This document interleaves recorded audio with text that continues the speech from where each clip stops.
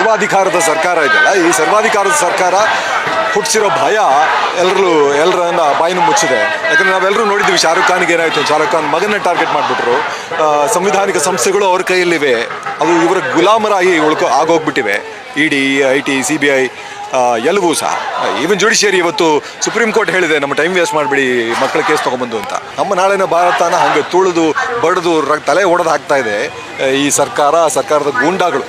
ಪೊಲೀಸರು ಅಲ್ಲ, ಅವರು ಗೂಂಡಾಗಳು, ಜೊತೆಗೆ ಪೊಲೀಸರು ಅಷ್ಟೇ. ಅವ್ರ ಜೊತೆಗೆ ಸಿಗೋಣ. ಅವ್ರು ನೋಡಿದ್ರೆ ಅವರ ಲಾಠಿಗಳಿರೋ ಮೊಳೆಗಳನ್ನು, ಸೇಫ್ಟಿ ಬಗ್ಗೆ ಭಯ ಬಂದಿದೆ ಅವರಿಗೆ ಅಷ್ಟೇ. ಆ ಸೇಫ್ಟಿಯ ಭಯ ಹೋದರೆ, ಆ ಭಯ ಹೊಟ್ಟೋದರೆ, ಮನಸ್ಸಿನಲ್ಲಿರೋ ಆ ಭಯ ಹೊಟ್ಟೋದ್ರೆ ಎಲ್ಲರೂ ಈಚೆ ಬರ್ತಾರೆ, ಒಬ್ಬೊಬ್ಬರಾಗಿ ಈಚೆ ಬರ್ತಾರೆ. ಗ್ಯಾರಂಟಿ ಓಟ್ ಇದೆಯಲ್ಲ, 35% ಧರ್ಮದ ಓಟ್ ಇದೆಯಲ್ಲ, ಧರ್ಮದ ಓಟಿನ ಗ್ಯಾರಂಟಿ ಮೇಲೆ ಈ ಸರ್ಕಾರ ನಿಂತಿದೆ. ಆ ಧರ್ಮದ ಓಟ್ ಬೀಳ್ತು ಅಂದರೆ ಇವರು ಮುಚ್ಕೊಂಡು ಕೆಲಸ ಮಾಡ್ತಾರೆ. ಸಿನಿಮಾ ಹೀರೋಗಳನ್ನ ನಿಜ ಹೀರೋಗಳು ಅಂತ ಕನ್ಸಿಡರ್ ಮಾಡ್ತಾರಲ್ಲ, ಅದು ಸಮಸ್ಯೆ. ಸಿನಿಮಾ ಥರ ನೋಡೋದನ್ನ ನಾವು ಕಲ್ತ್ಕೋಬೇಕು. ಅದು ಎಜುಕೇಷನಿಂದನೇ ಬರೋದು. ಎಜುಕೇಷನ್ ಹೇಳ್ಕೊಡ್ಬೇಕು ನಮಗೆ. ಸಿನಿಮಾನ ಹೇಗೆ ನೋಡಬೇಕು, ಸಿನಿಮಾ ಅಂದ್ರೆ ಏನು, ಅದು ನಿಜ ಜೀವನ ಅಲ್ಲ ಅಂತ. ಅವ್ರನ್ನ ನಾವು ದೂಷಿಸೋಕ್ಕಾಗಲ್ಲ. ಈಗ ನಾವು ಬರಬೇಕು ಅಂತ ಕೇಳ್ತೀವಲ್ಲ, ದೂಷಿಸೋದು ತಪ್ಪು. ಯಾಕೆಂದ್ರೆ ನಾವು ಎಕ್ಸ್ಪೆಕ್ಟ್ ಮಾಡೋದೇ ತಪ್ಪು.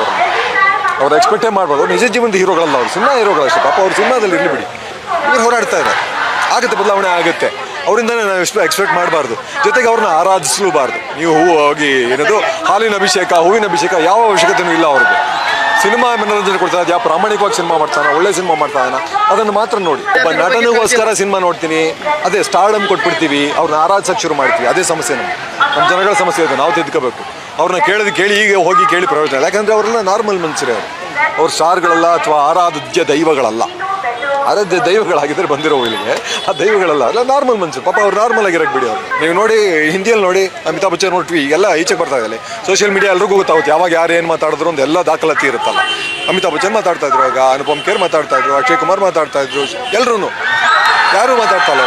ನಾನು ಸ್ಟಾರ್ ಆಗಿಲ್ಲ, ನಾನು ಇವರ ಆರಾಧ್ಯ ದೈವ ಆಗಿಲ್ಲ, ಹಾಗಾಗಿ ಪ್ರೊಡ್ಯೂಸರ್ಗಳು ನನ್ನ ಮೇಲೆ ಪ್ರೆಷರ್ ಹಾಕಲ್ಲ. ನಾನು ಲೀಡ್ ಮಾಡಿದಾಗ ನನ್ನ ಮೇಲೆ ಹಾಕಿದ್ದಾರೆ, ಮಾತಾಡಬೇಡ ಅಂತೇಳಿ, ಕಿಶೋರ್ಗೆ ಒಂದು ರಿಲೀಸ್ ಆಗೋ ತನಕ ಮಾತಾಡಬೇಡ ಅಂಥೇಳಿ ಅಂತ. ಅವ್ರು ಯಾರಿಗೆ ಹೇಳಿದ್ರು, ಅವ್ರು ನನ್ನ ತುಂಬ ಹತ್ತಿರದ ಸ್ನೇಹಿತರಾಗಿದ್ದರಿಂದ ಅವ್ರು ಹೇಳಿದ್ರಲ್ಲ, ನಾನು ಅವ್ನು ಹೇಳೋಕ್ಕಾಗಲ್ಲ, ಅವ್ನು ಹೆಂಗಿರಬೇಕು ಹಂಗಿರಲಿ.